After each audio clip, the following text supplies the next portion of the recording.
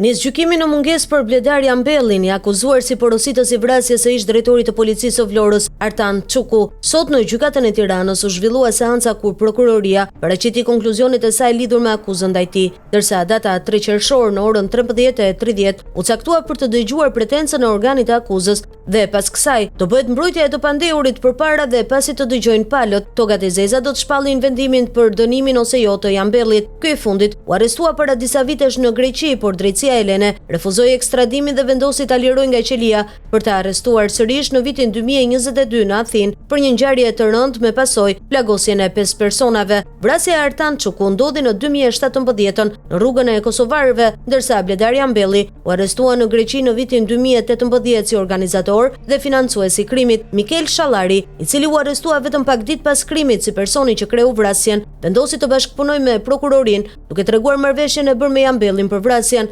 Shallari u dënua me vetëm 8 vite burg për shkak se ai kishte përfituar statusin e bashkëpunëtorit të prokurorisë. Motivi i vrasjes së Çukut ishte arrestimi që ish kryekomisari Çuku i ka bërë porositësit Bledar Jambelli në vitin 2012 të akuzuar për vrasjen e Armando Delajt po atë vit, për cilën Jambelli u lirua 2 vite më pas nga gjykata, madje mori edhe mbi 500.000 lekë dëm shpërblim nga shteti për ditët e burgut.